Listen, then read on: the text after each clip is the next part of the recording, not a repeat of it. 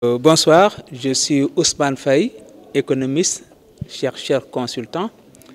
Je travaille au LAREM, Laboratoire d'analyse et de recherche économique et monétaire, de la Faculté de sciences juridiques et économiques de l'Université de Dakar. Je suis le chercheur principal du projet Behind the Scene, qui est un projet international qui regroupe 7 pays africains. Je cite de mémoire l'Éthiopie, l'Ouganda, le Kenya, le Ghana, le Rwanda et le Sénégal. Nous sommes le seul pays francophone, le Sénégal. L'objet de ce projet de recherche est de s'intéresser au secteur créatif africain, parce que c'est un secteur très dynamique, qui crée beaucoup de richesses et qui crée beaucoup d'emplois, mais qui est très peu connu par les décideurs politiques. Nous mettons beaucoup d'argent sur les infrastructures, nous mettons beaucoup d'argent sur les mines, nous mettons beaucoup d'efforts pour améliorer le cadre incitatif de ce secteur-là, et nous ignorons un secteur dans lequel nous sommes très compétitifs au niveau mondial. Par exemple, dans les contenus des réseaux sociaux, nous avons Kamilam, qui est un Sénégalais, qui a une valeur boursière qui suffit à milliards de dollars, qui est créateur de richesses. Nous avons la filmographie, la musique, la danse, où les Africains performent au même niveau que les Européens.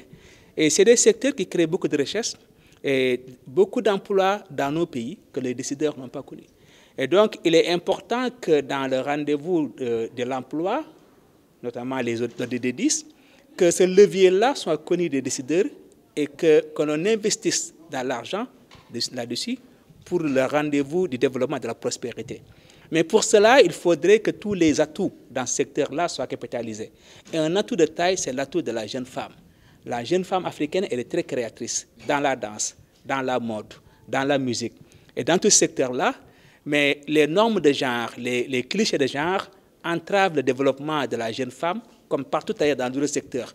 Et donc, pour que l'Afrique puisse bénéficier de tous ces atouts dans le secteur créatif, pour que le potentiel de création d'emplois et de richesses soit effectif, nous voulons aussi regarder les barrières de genre qui empêchent un épanouissement de la jeune femme créatrice en Afrique. C'est ça l'objet du projet Behind the Scene. Derrière les rideaux, dans les coulisses, quels sont les problèmes qui se posent, quelles sont les appréhensions, les contraintes, les inquiétudes, les obstacles auxquels font face la jeune femme créatrice pour que nous puissions l'aider à comprendre d'abord et aider les décideurs à comprendre. Et je suis heureux de voir que Madame la directrice des arts est là, représentant le secrétaire d'État à la culture. Nous avons eu l'occasion de les rencontrer et nous avons trouvé un engagement très fort, très clair pour être dans ce projet, parce que le ministre a dit que ce projet c'est pour nous. Je dirais pourquoi aujourd'hui le ministère de la jeunesse, des sports et de la culture est là.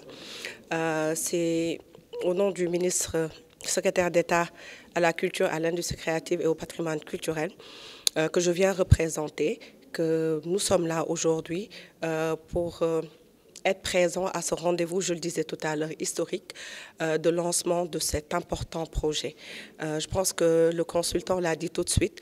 Nous savons aujourd'hui tout ce que l'industrie créative apporte dans les pays et il est important aujourd'hui qu'au niveau du Sénégal, où il y a beaucoup de créativité et beaucoup de contenu, que nous arrivions à estimer, à voir ce que réellement ce secteur apporte dans l'économie.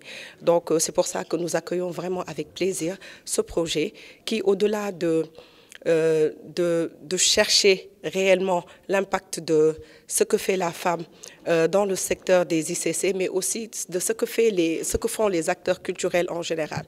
Ce sera une grande première. Des esquisses d'études ont été menées, mais celle-là, vraiment pour quantifier la valeur de l'économie créative, c'est une première et nous sommes preneurs. Et je le disais tout à l'heure, le ministère de la Culture, en charge de la culture, est prêt à accompagner cette initiative-là et à apporter tout le soutien nécessaire pour sa réussite.